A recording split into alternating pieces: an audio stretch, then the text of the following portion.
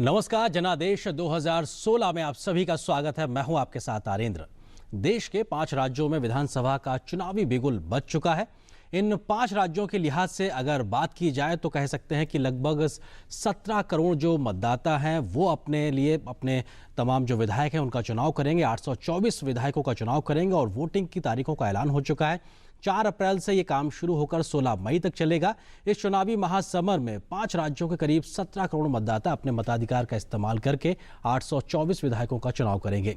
सभी जगहों के नतीजे एक साथ 19 मई को सामने आएंगे। इन राज्यों में बहुत कुछ चीजें दांव पर लगी हैं। अगर बात करें पूर्वोत्तर के राज्य असम की, तो वहां पर 15 सालों से सत्ता में काबिज तरुण गोगोई क्या कांग्रेस की साख इस बार भी बचा पाएंगे? इस बार गोगोई को भाजपा से कड़ी टक्कर मिल रही है क्योंकि भाजपा को एजीपी और बोडो पीपुल्स फ्रंट का साथ मिल गया है। असम में एआईयूडीएफ के बदरुद्दीन अजमल भी अपने प्रभाव से तीसरी शक्ति के रूप में उभर के नतीजों को नया ट्विस्ट दे सकते हैं। इस बात की भी चर्चा खास तौर पे चल रही है। बात करें पश्चिम बंगाल की, तो क्या वहां एक बार फिर से ममता बनर्जी का वही जादू काम आएगा जो पिछली बार उन्होंने वाम दलों के किले को ढाने में एक तरीके से उनका मददगार साबित हुआ था? या फिर पुरानी सहयोगी कांग्रेस इस बार लेफ्ट के साथ मिलकर ममता की राह की मुश्किलें बढ़ा देगी? बंगाल में भाजपा भी अपने बीते समय से आगे निकल के राजनीतिक जमीन में उसने इजाफा किया है, जो ममता बनर्जी के लिए एक चिंता का विषय लगातार बना हुआ है। बात दक्षिण के राज्य तमिलनाडु की करें तो क्या वहां पर हर 5 साल में डीएमके और एआईएडीएमके के बीच में सत्ता परिवर्तन का सिलसिला इस बार भी चलेगा, या फिर बहुकोणीय मुकाबले में कोई नई तस्वीर इस बार वहां की विधानसभा में सामने आएगी? तमिलनाडु में तमाम क्षेत्रीय दल भी इस बार नतीजे के बदलने के लिए पुरजोर कोशिश करते जमीन पर नजर आ रहे हैं। उधर बात केरल की करें तो केरल में भी मुकाबला दिलचस्प है क्योंकि सत्ताधारी कांग्रेस की अगुवाई वाली यूडीएफ और मुख्यमंत्री ओमान चांडी पर भ्रष्टाचार के गंभीर आरोप हैं। तो मुख्य विपक्षी गठबंधन की बात करें, एलडीएफ के अलावा भाजपा ने भी क्षेत्रीय दल बीजेडीएस के साथ गठबंधन करके मुकाबले को त्रिकोणीय बना दिया है। और उधर अगर पुडुचेरी की बात करें तो पुडुचेरी में भी पिछली बार रंगासामी ने के पक्ष में आए नतीजों को क्या वो इस बार दोहरा पाएंगे, इस पर भी रहेगी सबकी नजर। तो जाहिर सी बात है इन 5 राज्यों में बहुत कुछ चीजें दांव पे लगी हैं। तो इसीलिए हम आज से इस कार्यक्रम की शुरुआत कर रहे हैं जनादेश 2016 में। हमारे तमाम संवाददाता भी हमारे साथ मौजूद हैं और हमारे संवाददाता असम से कि गुवाहाटी से हैं विक्रम जी, पश्चिम बंगाल के कोलकाता से को मिले हैं। और इस बार असम सबसे पहली परसेंटेज बीजेपी, पहले भी वो एजीपी में कई बार स्प्लिट हो चुका है, लेकिन अभी फिर स्प्लिट हुआ है। और कहीं ना कहीं जो है बोडोस भी डिवाइडेड है जी। और बीजेपी को के सामने जो तरुण गोगोई है एक पुराने मजे हुए खिलाड़ी हैं। उन्होंने एयूडीएफ के साथ इसलिए टैक्टिकल अलायंस नहीं किया ताकि वहां कोई एक जातीय आधार पर जी, मजहब के आधार पर वहां एक ध्रुवीकरण ना हो। ठीक है, देखते हैं कि चीजें कैसे अनफोल्ड होती आने वाले समय में। हमारे सहयोगी विक्रम जी हमारे साथ में मौजूद है। विक्रम, आपको लगता है कि युवाओं के लिहाज से भी बहुत कुछ चीजें पूरे देश भर में तय होती हैं? इस बार असम के युवाओं के मुद्दों के लिहाज से अगर बात करें, क्या स्पेसिफिक चीजें हैं? रोजगार, नौकरी, शिक्षा, स्वास्थ्य, इन तमाम चीजों के बीच में क्या युवा सोच रहे हैं? कि बिल्कुल आपने ठीक कहा। यहाँ का युवा जो है देश के बाकी भागों की तरह ही यहाँ का युवा भी रोजगार चाहता है, उच्च शिक्षा चाहता है। वो चाहता है कि उसके इलाके में ही यहाँ रोजगार मिले। मैंने कल कुछ युवाओं से कल बात करी थी तो वो साफ तौर पर वो कहते हैं कि जिस प्रकार से उनको यहाँ उच्च शिक्षा मिलती है, जिस प्रकार, लेकिन उनको नौकरियों के लिए असम में अपॉर्चुनिटी नहीं मिलती है, बल्कि उनको दूसरे राज्यों में जाना पड़ता है। तो कहीं ना कहीं पर जो युवा है असम का, इस बात को लेकर उनके मन में कहीं ना कहीं पर थोड़ा सा रहता है कि उनको दूसरे राज्यों में जाना पड़ता है, जबकि वो शिक्षित है, अपने राज्य में ही काम कर सकते हैं। इसके अलावा अगर बात की जाए, शायद यही एक वजह है कि बीजेपी ने एक युवा चेहरा जो है उतारा है सर्बानंद सोनोवाल के तौर पर, ताकि जो युवा है प्रदेश के, उनके लिए वो कुछ कर सके, उनके लिए वो सोच सके। और शायद यही एक वजह हो सकती है कि सर्बानंद सोनोवाल को बीजेपी ने असम में चीफ मिनिस्टर कैंडिडेट के तौर पर उतारा है। बिल्कुल, इसमें कोई दो राय नहीं कि बहुत सी चीजें हैं जिसके बीच में अब वहां की जनता तय करेगी कि आखिर आने वाले समय में कैसे चीजें वहां पे तय होती हैं और किसके हिस्से में कितनी सीटें आती हैं, उस आधार पर सरकार बनती है। लेकिन ये तो थी असम की बात। अब आगे अगर बढ़े, हम बात करें पश्चिम बंगाल की, अगर बात की जाए तो पश्चिम बंगाल में भी बहुत कुछ चीजें दांव पे लगी हुई हैं, क्योंकि अगर पश्चिम बंगाल के लिहाज से अगर बात की जाए तो बहुत महत्वपूर्ण चीज़ है। इस पर हम आएंगे, पश्चिम बंगाल के बारे में बात करेंगे, लेकिन उससे पहले जरा हम असम पे ही रिएक्शन ले लेते हैं। जैन, तो आपको लगता है कि कई और फैक्टर्स भी हमने डिस्कस किया। एक डी फैक्टर के लिहाज से आपने भी कहा कि जिस तरह से पूरा डेमोग्राफिकल चेंजेस जो एक तरीके से बदलाव वहाँ देखने को मिला है, उन सब के बीच में आपको लगता है कि कैसे, क्योंकि असम के लिहाज से बात की जाए, बराक वैली अलग हिस्सा है, अपर असम, लोअर असम, इसमें भी एक अलग तरीके का पैटर्न देखने को मिलता है। बिल्कुल। आज असम में हम कुछ दिन पहले गए थे और मैंने देखा है कि वहाँ जो अनएम्प्लॉयमेंट, पॉवर्टी, देखिए न्यू जनरेशन जो आ रहे हैं वो भी इन्फ्लक्स जो है उसके लिए वो भी नाराज है, क्योंकि उसमें कोई रिलीजियसिटी इशू नहीं है। हाँ। उसके कारण है कि असम में जो ग्रोथ और एम्प्लॉयमेंट के अपॉर्चुनिटी वो असम के जो लोग हैं उसको नहीं मिल रहा है। वहाँ हेवी इंडस्ट्रीज नहीं हो रहा है, वहाँ एम्प्लॉयमेंट नहीं। लेकिन प्रधानमंत्री जी और वहाँ जो स्कीम हम ज्यादा रिपीट नहीं करना चाहते हैं उस स्कीम का नाम लेके, जी। लेकिन ये कहना चाहूंगा कि ये जो विकास के मुद्दा चुनाव में काम नहीं करता है, ये जो पॉपुलर एक मतलब कॉन्सेप्शन, मैं इसके खिलाफ। ठीक है, आपको लगता है कि विकास, क्योंकि हम इस बारे में हर चुनाव में बात होती है, आपको लगता है कि असम के लिहाज से अगर बात की जाए तो विकास एक going to be a very big factor और बड़ा एक रोल अदा करने जा रहा है? बिल्कुल, इसमें कोई दो राय नहीं। इस बात को हम न भूलें कि उत्तर पूर्व को किसी केंद्र सरकार ने इतना महत्व नहीं दिया जितना मौजूदा केंद्र सरकार कर रही है। जिस तरीके के बड़े बड़े आपके सड़क के परियोजनाएं, उत्तर पूर्व में आप देखिए बॉर्डर तक जो है पर्यावरण मंत्रालय ने इतने क्लियरेंस दे दिए हैं। पहले जो सारा कुछ रुका हुआ था, जितने इंफ्रास्ट्रक्चरल प्रोजेक्ट्स थे वो सब जो है कभी एनवायरनमेंट के नाम पर या कभी किसी और चीज के सुरक्षा के नाम पर सब रुका हुआ था। आज वो सब खुल गए हैं।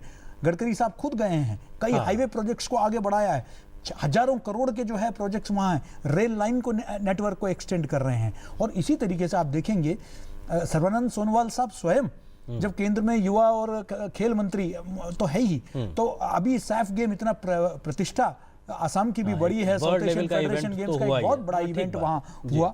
और उत्तर पूर्व को जिस तरीके से महत्व दिया गया है उसमें, और वही नहीं, याद रखें उनकी मंशा इससे भी साफ होता है कि अभी तक जो है लुक ईस्ट की एक पॉलिसी को बदलकर इस सरकार ने एक्ट ईस्ट की जो पॉलिसी बनाई और जहां गेटवे उत्तर पूर्व है और विशेषकर गुवाहाटी है, बिल्कुल उत्तर पूर्व का जो गेटवे है, तो वहां के लोगों को यह जरूर लगता है कि अब शायद केंद्र में भी एक अनुकूल सरकार हो और राज्य में भी हो तो उसका फायदा जरूर मिलेगा। ठीक है, तो जाहिर सी बात है विकास के इर्द गिर्द बहुत सी चीजें तय करेंगे। अब हम आसाम से जरा बंगाल की ओर बढ़ते हैं, क्योंकि पश्चिम बंगाल की सियासत में भी बहुत कुछ दांव पे लगा है। अगर पिछली बार के विधानसभा चुनाव में ममता बनर्जी ने 3 दशक से भी ज्यादा पुराने लेफ्ट के किले को ध्वस्त किया था, लेकिन क्या इस बार भी वो उस प्रदर्शन को दोहरा पाने में सक्षम होंगे, या फिर पिछली बार की उनकी सहयोगी कांग्रेस पार्टी इस बार लेफ्ट के साथ मिलकर उनके लिए नए समीकरण लिखेगी? राज्य में भाजपा के बढ़ते प्रभाव को भी कम करके आंकना ममता बनर्जी के लिए मुश्किलें खड़ी कर सकता है।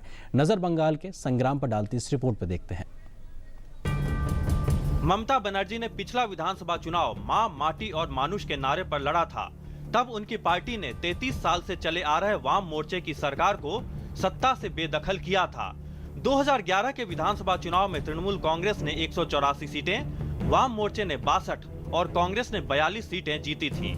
लेकिन अब ममता के सामने चुनौती है। वैसे भी राज्य में कानून व्यवस्था की स्थिति, पुलिस का सत्ताधारी पार्टी के पक्ष में दुरुपयोग, बांग्लादेश से हो रही घुसपैठ और मालदा में हुए दंगे जैसे मसले तो उनके लिए बड़ा सवाल हैं ही। बेरोजगारी और युवाओं में असंतोष जैसे मसले से भी अभी तक वाम मोर्चे के 33 साल के शासन की यादें मिटी नहीं है और सत्ता विरोधी लहर को काटने के लिए ममता की ये उम्मीद कुछ मजबूत नजर आती है।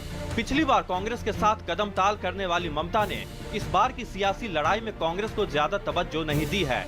इस बार कांग्रेस और लेफ्ट पार्टियां एक संभावित गठजोड़ की तरफ बढ़ रही हैं, जिसे ममता अपवित्र गठजोड़ करार दे रही हैं। लेफ्ट के लिए सीताराम येचुरी की अगुवाई में ये पहला चुनाव होगा और उनके लिए कांग्रेस के साथ पींगे बढ़ाने को वोटों की जमीन पर उतारने का बड़ा टास्क होगा। लेकिन भारतीय जनता पार्टी की कोशिश होगी कि इस बार उसके कुछ सदस्य राइटर्स बिल्डिंग में जरूर पहुंचे।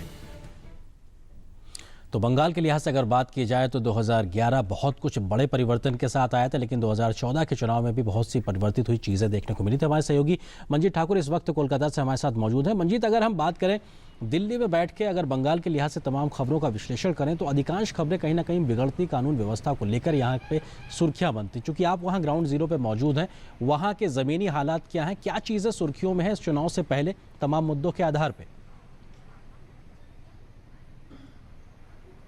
देखिए आर्यन, अगर बात की जाए ममता बनर्जी की जो पार्टी है तृणमूल कांग्रेस, उन्होंने जो मैनिफेस्टो अपना जारी किया है उसमें इन्हीं आंकड़ों की बात की है। उन्होंने कहा, जो उन्होंने अपनी उपलब्धियां गिनाई है उसमें उन्होंने कहा कि हमने 15 नए विश्वविद्यालय बनाए हैं, 42 नए सरकारी कॉलेज बनाए हैं, 25 लाख बच्चों को, स्कूल जाने वाले बच्चों को साइकिलें दी हैं, और रेप के जो मामले हैं, जो कानून व्यवस्था की बात है, रेप के मामलों में 38% कमी आई है, महिलाओं पर होने वाले हिंसा में 98% की कमी आई है, और हिंसक अपराध जो है पूरे राज्य में 60% की कमी आई है।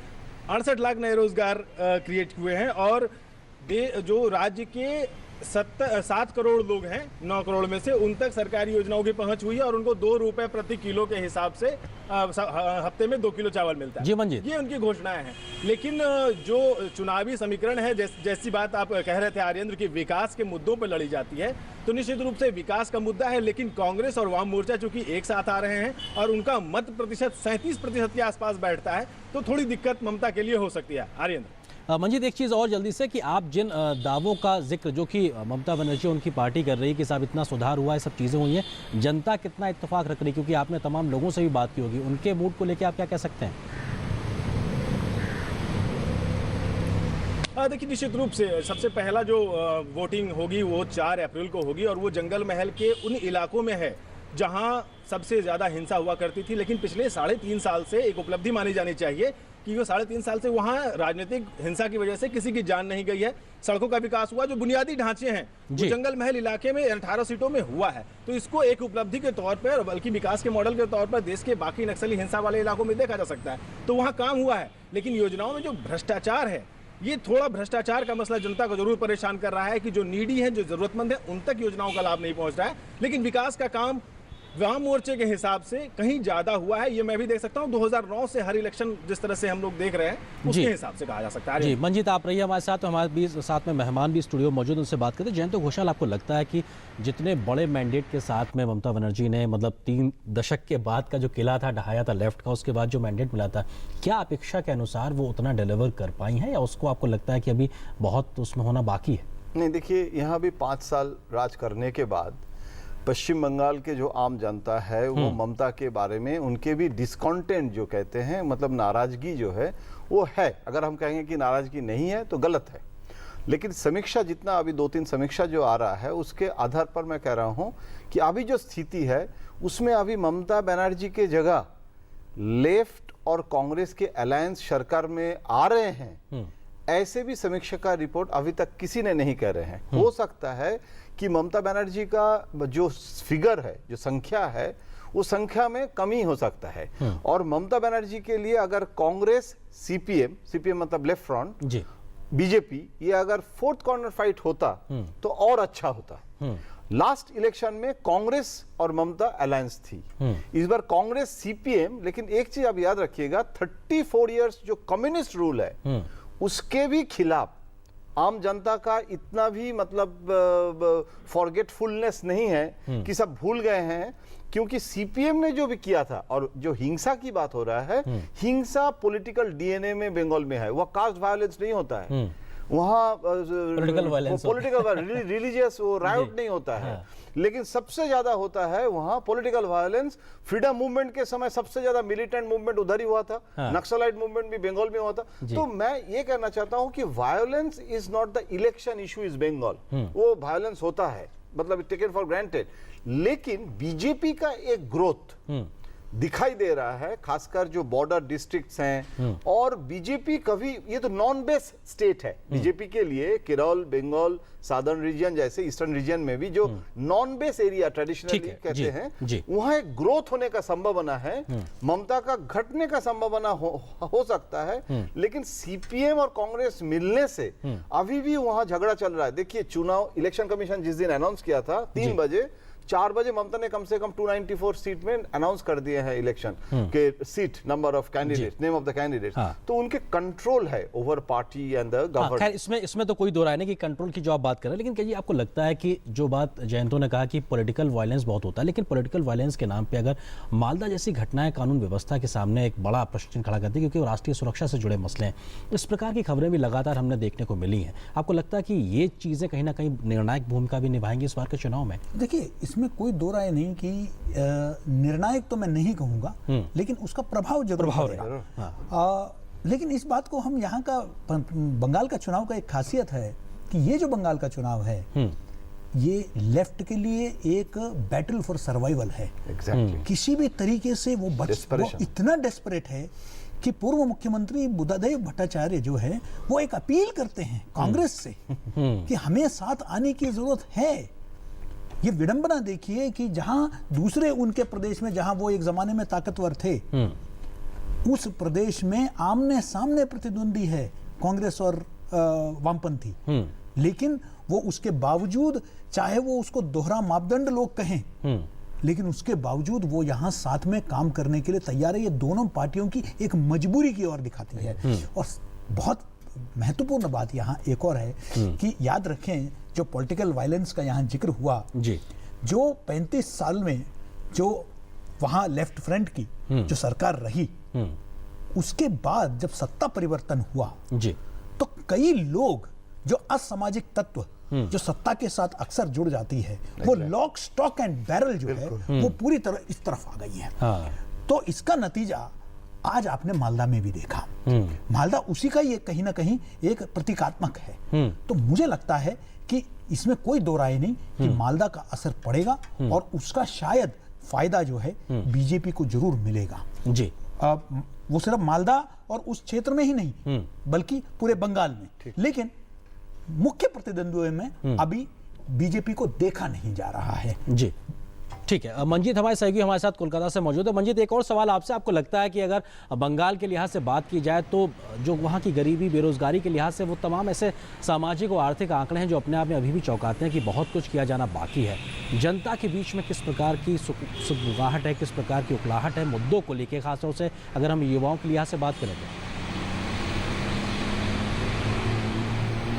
देखिए, निश्चित रूप से जो युवाओं का मसला है, युवाओं का रुझान, हालांकि अब वामपंथ चाहे जेएनयू में या कहीं और फैशन की तरह लिया जाता रहा हो, लेकिन अब वामपंथ यहाँ पर कम से कम कलकत्ता में वो दूसरा विपक्ष के रूप में, अभी भी उसको सत्ताधारी बड़े कंटेंडर के रूप में नहीं देखा जा रहा। जैसा कि केजी सुरेश ने कहा कि यहाँ पर जो वामपंथ की जो शासन की 33 साल की यादें हैं वो जनता के मन से नहीं गई। बेरोजगारी एक या फिर औद्योगिक विकास बिल्कुल जो खत्म हो गया था इस इलाके में, तो उसको लेकर के थोड़ा बहुत काम जो किया जा रहा है वो एक युवाओं में उम्मीद जगाता है। तो इसलिए ऐसा कहना और कि वामपंथ की तरफ मुड़ेगा युवा, ये अभी दूर की कौड़ी कही जा सकती है जी। बिल्कुल मंजीत, अपने आप में बहुत महत्वपूर्ण चीज़ है और लगातार आप इन घटनाक्रमों पर नज़र भी रखिए, क्योंकि बहुत कुछ चीज़ें दाव न सिर्फ वहाँ के क्षेत्रीय दलों की हैं बल्कि राष्ट्रीय दलों जो कि अपनी एक साख को वहाँ पे लगाने जा रहे हैं, उनके लिहाज से भी क्या चीज़ें निकल के आएंगी, आने वाले समय में महत्वपूर्ण चीज़ें देखने को मिलेंगी।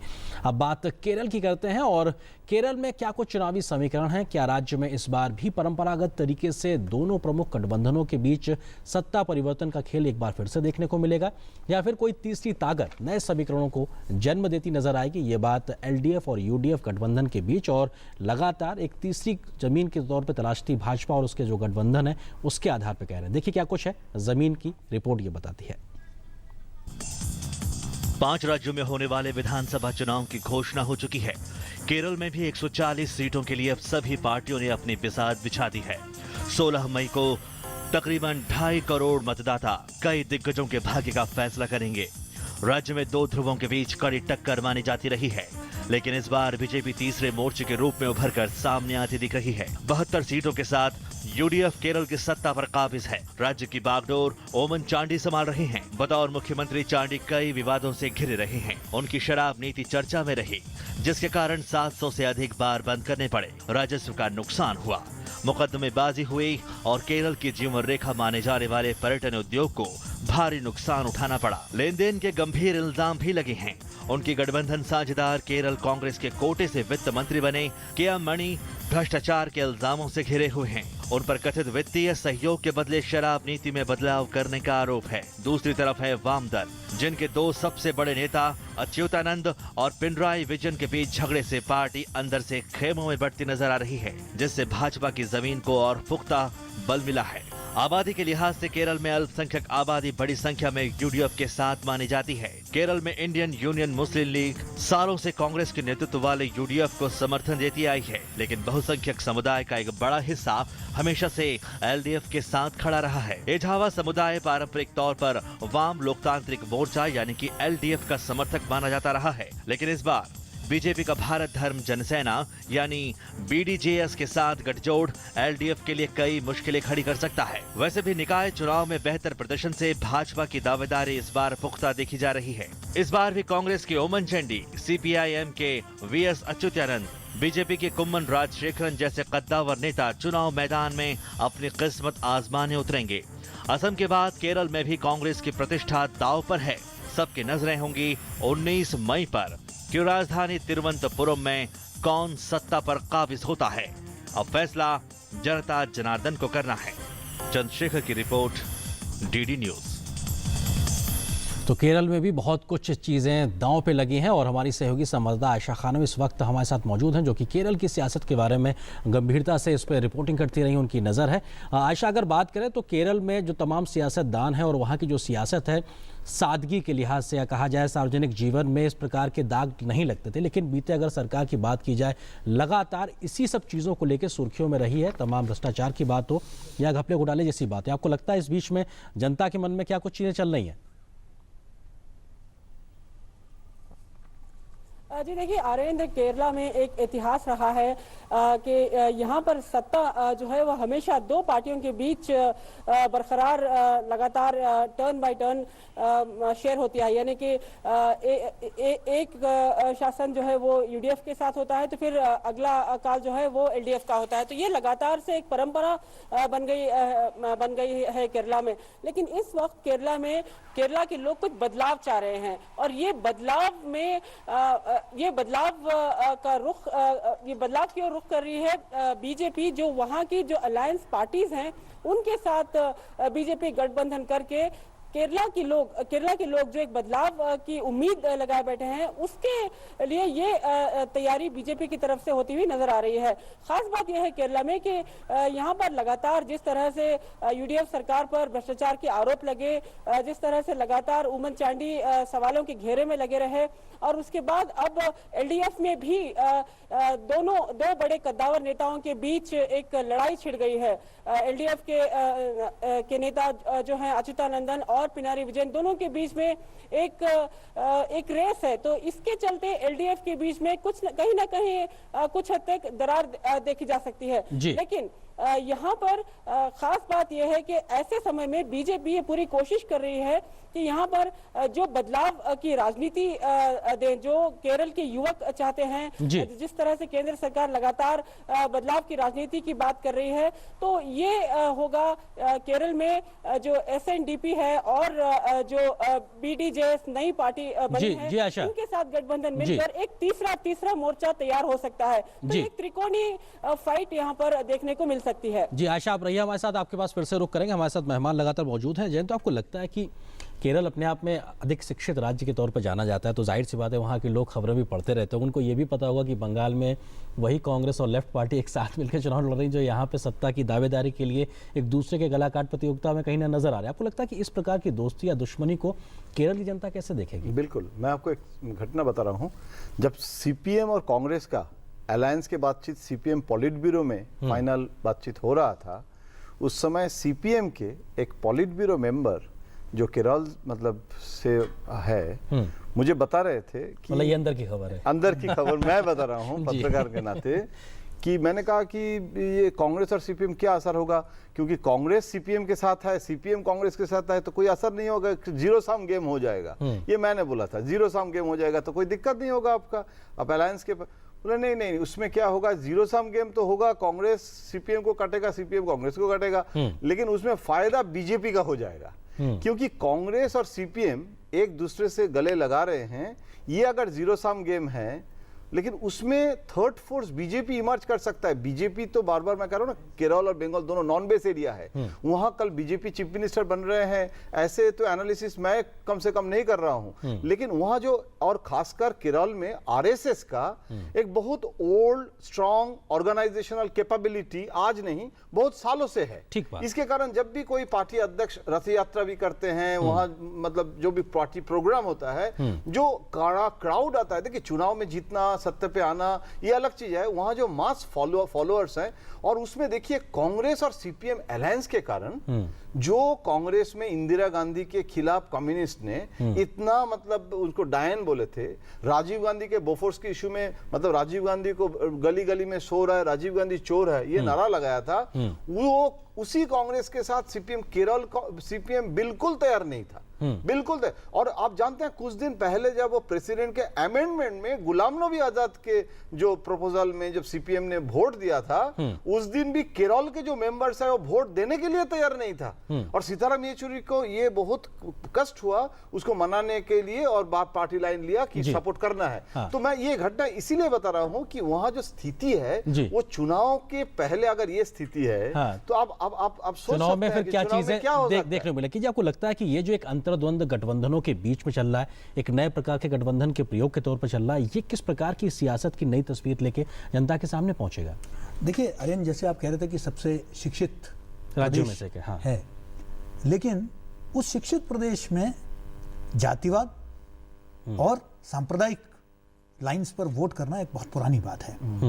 इनफैक्ट पहला एक जिसे कहते हैं अल्पसंख्यक बाहुल जिला अगर देश में कहीं बनाया गया तो केरल में बनाया गया, मलप्पुरम जिला जो है वो बनाया गया था। तो ये राजनीति चलती रही है, और आपको ताज्जुब होगा कि वामपंथी लोग वहां सबसे पहले देश के बंटवारे के बाद अगर इंडियन यूनियन मुस्लिम लीग के साथ कहीं कोई पहला समझौता हुआ तो सीपीएम और आईयूएमएल का एक समझौता हुआ था वहां, जिसको आजकल अब वो कहते हैं कि बहुत बड़ी गलती थी उसको। और आप जैसे जयंतो जी ने बताया, केरल में सबसे ज्यादा राष्ट्रीय स्वयंसेवक संघ की शाखाएं हैं, सबसे मजबूत शाखाएं हैं, और पॉलिटिकल वायलेंस इस हाइट पर है दोनों वामपंथियों और आरएसएस के कार्यकर्ताओं के बीच में कि खुलेआम जो है मार काट की घटनाएं। अभी देखिए कुछ बच्चों को लेकर एक ऑटो ड्राइवर जो आरएसएस से थे वो जा रहे थे, उनको खुलेआम हमला किया, क्लास में घुसकर जो है आरएसएस के कार्यकर्ता को मारे। तो इस तरह की कई घटनाएं वायलेंस को देखने को मिले। लेकिन वहां इस सबके बावजूद बीजेपी अपना खाता नहीं खोल पाई। उसका एक रीजन, और यह भी बड़ा विडंबना की बात है जो केरल प्रदेश में ही हो सकता है, कि वहां सीपीएम को या लेफ्ट को जो है हिंदू पार्टी माना जाता था, कि वो ये मानते थे बहुसंख्यक समाज का जो पार्टी है वो ये है, और बाकी जितने अल्पसंख्यक है जी, मुस्लिम ईसाई जो बड़े तादाद में है उस प्रदेश में, देखिए सिर्फ मुस्लिम आबादी जो है 27% है केरल का, तो ये लोग जो है ये हमेशा कांग्रेस के साथ रहे हैं। तो अब कांग्रेस ये मानती है कि अगर वो एक तरफ बीजेपी के जो है जो जिसे कहते हैं ग्रोथ, उससे परेशान तो है, लेकिन उनको खुशी भी है कि कहीं ना कहीं बीजेपी के ग्रोथ से अगर नुकसान होगा, तो इसलिए आयशा जो कह रही थी लगातार ये बारी बारी से आते हैं, लेकिन पहली बार कांग्रेस को लग रहा है कि बीजेपी के होने के वजह से ये जो बहुसंख्यक वोट है उसमें सेंध लगाएगी और नुकसान वामपंथियों को होगा, जिसका फायदा कांग्रेस को मिलेगा। और एक नए सहयोगी के साथ में भी वहां पे बीडीजेएस के साथ में भी भाजपा को वहां पे एक नया सहयोगी मिल गया। लेकिन अब आगे बढ़ते हैं और बात तमिलनाडु की करते हैं। अगर तमिलनाडु की करें तो यहाँ की भी राजनीति में मुकाबला इस बार बहुकोणीय होता नजर आ रहा है। सत्ताधारी दल से लेकर मुख्य विपक्षी पार्टी सभी भ्रष्टाचार के आरोपों में घिरी नजर आ रही हैं। ऐसे में अन्य तमाम क्षेत्रीय दल काफी उम्मीद लगाए हैं कि उनके हिस्से सरकार के बनाने लायक सीटें तो आ ही सकती हैं। क्या है जमीनी हकीकत, पहले जरा इस रिपोर्ट को देखते हैं, फिर विस्तार से इस पर चर्चा करेंगे। सबसे ज्यादा विधानसभा सीटों वाले दक्षिणी राज्य तमिलनाडु में इस बार मुकाबला रोचक होगा। फिल्मी सितारों से सजी यहाँ की राजनीति का अंदाज दक्षिण भारतीय फिल्मों से कहीं भी कम नहीं रहा है। यहाँ ड्रामा है, एक्शन है और सस्पेंस तो ऐसा है कि जनता हर बार बदलाव की राह दिखाती है। तमिलनाडु में एआईडीएमके और डीएमके पुराने प्रतिद्वंद्वी रहे हैं। एक के हाथ से सत्ता खिसकती है तो दूसरे के हाथ में चली जाती है। जयललिता अपने नेतृत्व में चौथी बार एआईडीएमके की सत्ता में वापसी करा पाएंगी या नहीं, ये बड़ा सवाल होगा। तो डीएमके एक बार फिर पुराने साथी कांग्रेस के साथ गठबंधन कर मैदान में है। देखने वाली बात ये होगी कि उम्र के इस पड़ाव पर करुणानिधि राज्य में सत्ता के शीर्ष तक पहुंच पाएंगे। साथ ही डीएमके के लिए चुनौती पारिवारिक कलह पर विजय की भी है। वहीं छोटे दलों के साथ समीकरण बनाने में जुटी भाजपा नए सहयोगियों की तलाश में है।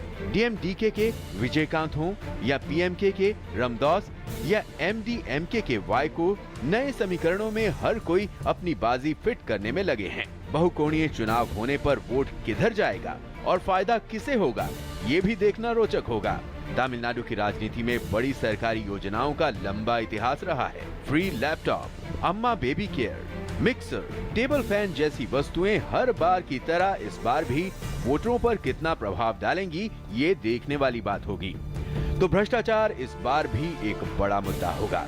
बात अगर पिछले चुनावों की करें तो विधानसभा और लोकसभा चुनाव में जयललिता के नेतृत्व में एआईडीएमके ने भारी बहुमत हासिल किया था और मुख्यमंत्री जयललिता लोकसभा चुनाव के अपने प्रदर्शन को दोहराने में कोई कसर नहीं रखना चाहेंगी।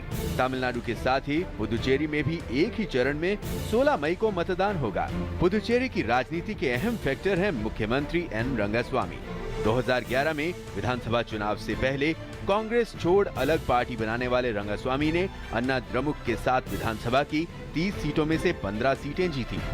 अगर 2011 के वाकये को अपवाद छोड़ दिया जाए तो ऐसा माना जाता रहा है कि इस केंद्र शासित प्रदेश की राजनीति अमूमन तमिलनाडु की राह पर ही चलती है। राज्य की विधानसभा पूर्ण राज्य बनाने का प्रस्ताव पारित कर चुकी है, मगर केंद्र को अभी इस पर फैसला करना बाकी है। पुदुचेरी में मुख्य राजनीतिक मसला विकास और रोजगार है। छात्रवृत्ति और भूमि आवंटन संबंधी भ्रष्टाचार के भी मामले सरकार के लिए चुनौती बनेंगे। जनादेश डेस्क, डीडी न्यूज। और हमारी सहयोगी आयशा खाना हमारे साथ मौजूद हैं। आयशा, अगर तमिलनाडु के लिहाज से बात की जाए तो इस बार परंपरागत तरीके से हटके बहुकोणीय मुकाबला देखने को मिल रहा है। क्या अभी भी कुछ और दलों के आपसी गठबंधन की गुंजाइश बचती है या चीजें लगभग तय हो गई हैं, खासतौर से डीएमडीके के लिहाज से, विजयकांत के लिहाज से? जी देखिए, तमिलनाडु में हमेशा मुकाबला बेहद दिलचस्प होता है, बेहद रंगीन होता है और बिल्कुल सस्पेंस बना रहता है अंत तक। और ये सस्पेंस अभी भी बरकरार है। हालांकि विजयकांत ने कह दिया है कि वो अकेले इस मैदान में उतरेंगे, लेकिन अभी भी हमें सूत्रों से पता चला है कि वो लगातार एनडीए के साथ बातचीत कर रहे हैं। अभी भी ये कोशिश कर रहे हैं कि किसी न किसी तरह से वो एक गठबंधन के साथ जुटे रहें।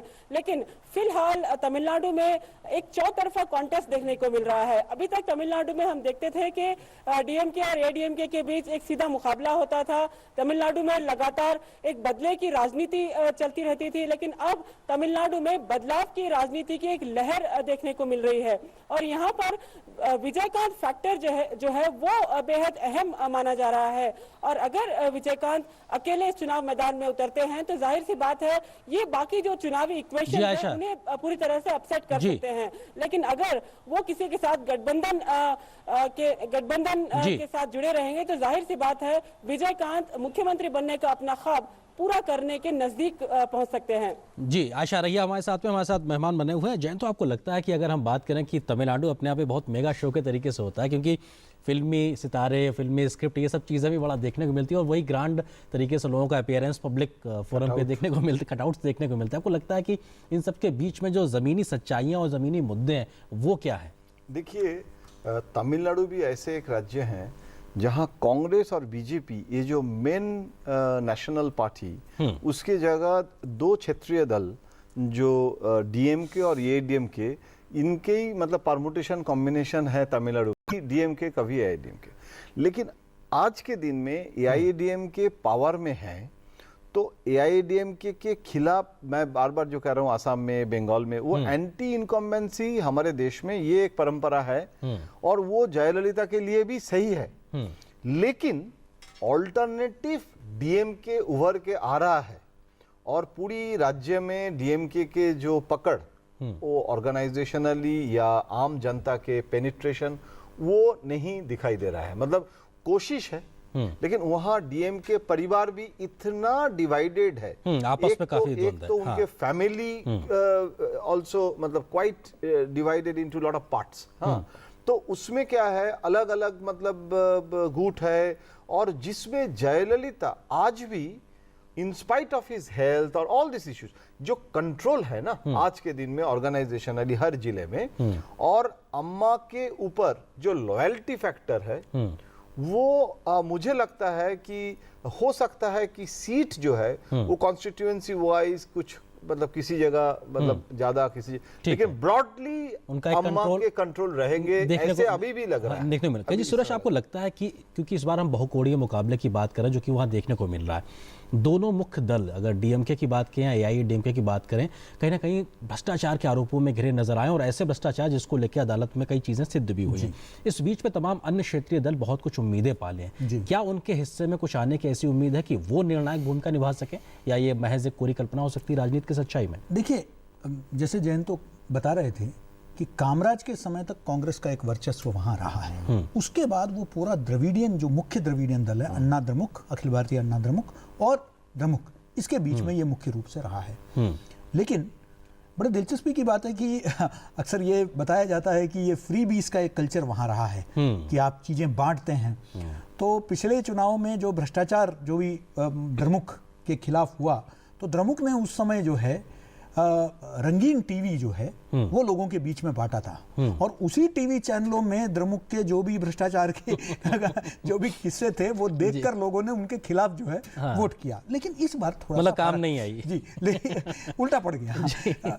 लेकिन इस बार एक अलग नजारा है, वो ये है कि अम्मा ने कुछ ऐसे स्कीम्स लॉन्च किए हैं जिससे गरीब से गरीब तबके को, भले वो फ्री सोप्स है, वो लॉन्ग टर्म में जो कितना सस्टेनेबल है ये देखने वाली बात है, लेकिन ये है कि अम्मा कैंटीन जहां 5 रुपए में पेट भर के खाना मिलता है, 3 रुपए में जो है आपको डोसा मिल जाएगा।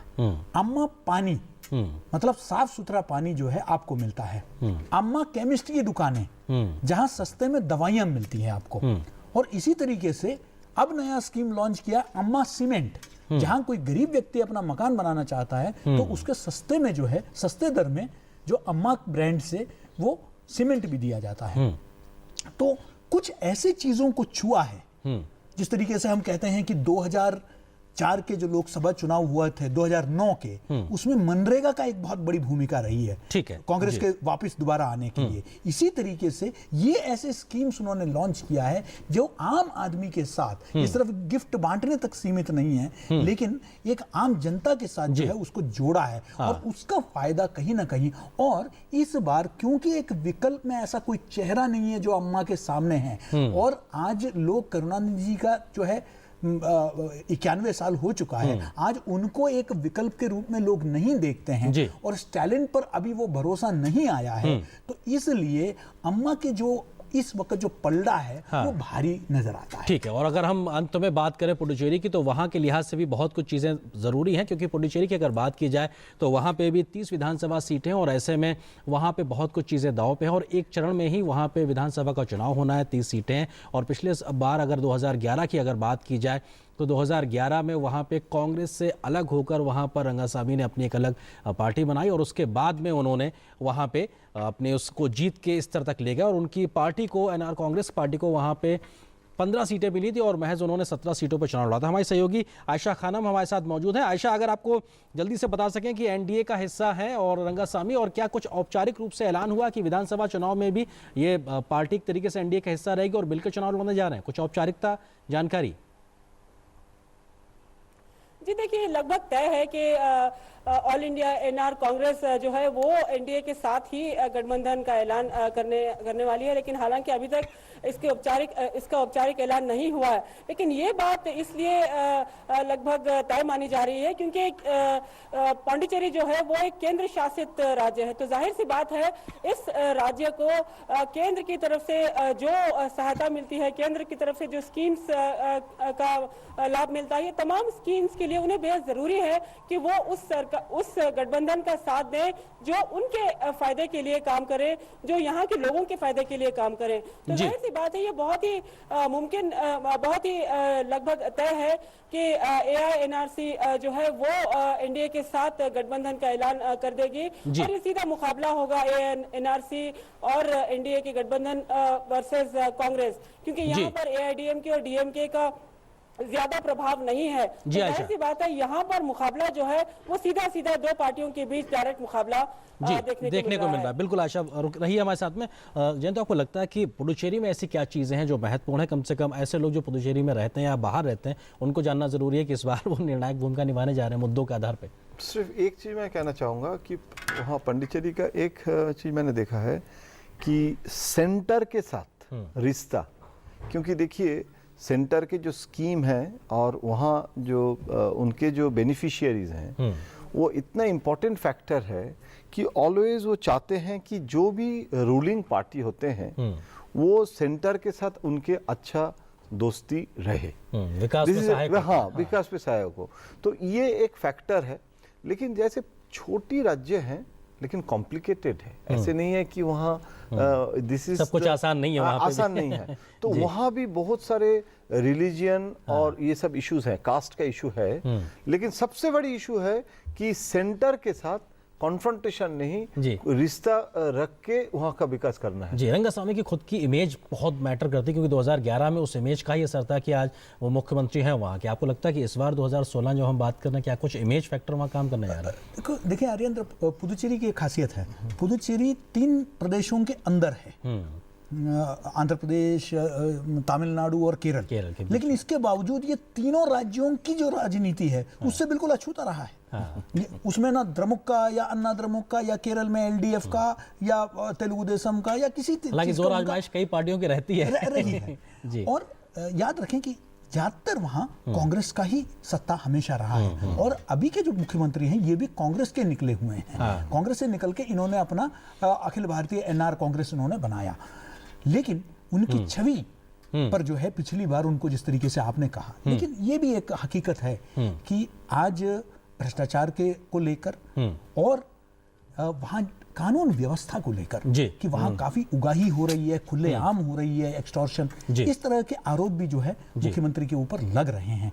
लेकिन मैं ये मानता हूँ कि कठिन होगा, लेकिन आप ये नहीं कह सकते कि इतना एंटी इनकम्बेंसी है कि वो कोई फैक्टर नहीं है। रंगास्वामी एक बहुत बड़े फैक्टर हैं पुदुचेरी में। जी, एक आखिरी सवाल आपसे हो, एक बृहद तस्वीर में देखा जाए इन 5 राज्यों के लिहाज से राष्ट्रीय दल क्षेत्रीय दलों के बीच में अगर देखा जाए तो राष्ट्रीय दलों की भूमिका आप किस प्रकार से देखते हैं? क्योंकि राष्ट्रीय दलों का क्या कुछ स्टेक पे लगा, क्षेत्रीय दलों के लिहाज से तो कई लोगों के लिए मैटर ऑफ सर्वाइवल भी है एक तरीके से।